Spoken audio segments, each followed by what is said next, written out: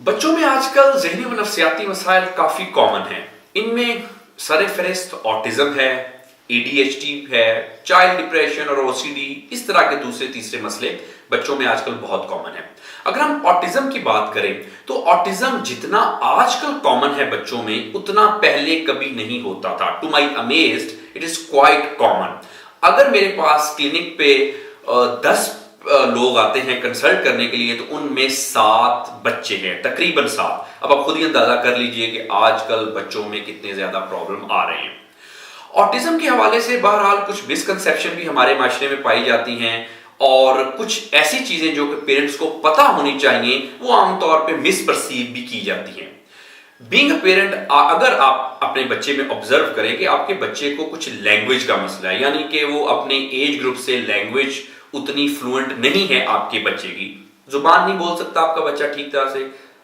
उसके अलावा अगर आपका बच्चा सोशल नहीं है, लोगों में अपने एज ग्रुप में ज्यादा घुलता मिलता नहीं है, कोई बहुत ज्यादा एक्टिव नहीं है, अगर आपका बच्चा आपको लगता है कि अपनी दुनिया में खोया रहता है, यानी कि कुछ बच्चे ऑब्वियसली अपनी दुनिया में खोए रहते हैं, लेकिन अगर वो नॉर्मल बच्चों से ज्यादा अपनी दुनिया में मगन रहता है, अटेंशन का मसला है, ध्यान नहीं दे पाता, त्वज्जा नहीं दे पाता आपका बच्चा आपकी इंस्ट्रक्शंस को फॉलो नहीं करता, आपको अपने बच्चे को डिसिप्लिन करने में मसला है, अगर आपका बच्चा हाइपर एक्टिव है, यानी कि एक जगह पे टिक के नहीं बैठ सकता।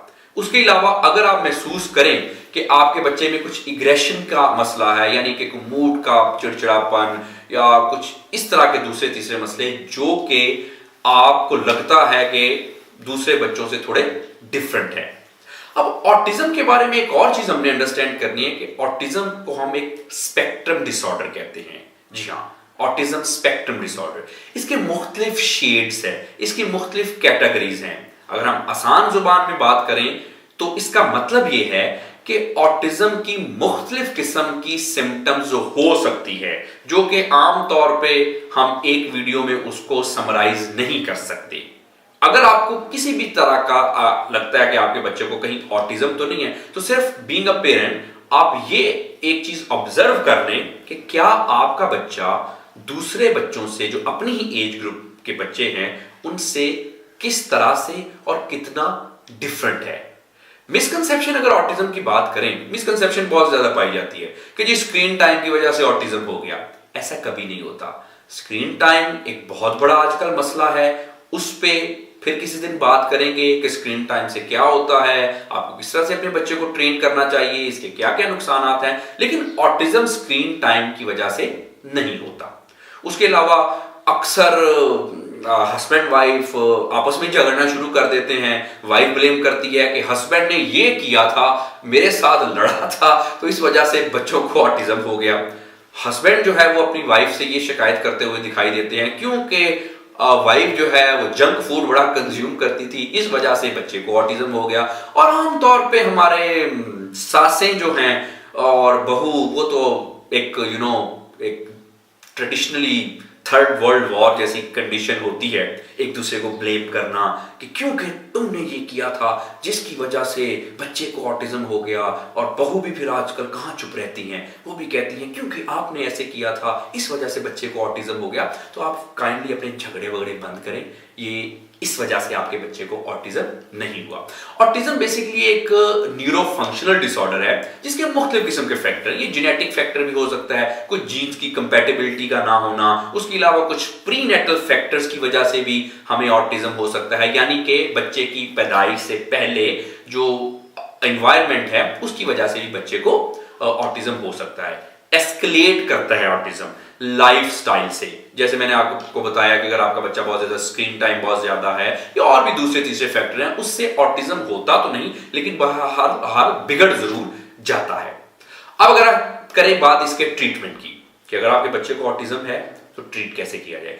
अगर आपको किसी भी तरह की सिम्टम्स अपने बच्चे में दिखाई दें, जो भी हमने डिस्कस की, तो टाइम जाया किए बगैर फौरी तौर पे किसी माहिर नफ्सियात से कंसल्ट करें ताकि आपके बच्चे की असेसमेंट हो सके और आपको बताया जाए कि क्या ये ऑटिज्म है या नहीं। अगर ऑटिज्म है तो उसका ट्रीटमेंट स्टार्ट किया जा सके, और अगर ऑटिज्म नहीं है तो जो भी मसला है उसका ट्रीटमेंट स्टार्ट किया जा सके। अब जितनी जल्दी आप अपने बच्चे को के हवाले से कंसल्ट करेंगे, उतना ही आसानी से और जल्दी से आपके बच्चे का ट्रीटमेंट किया जा सकेगा। अब ट्रीटमेंट में मुख्तलिफ चीजें आती हैं।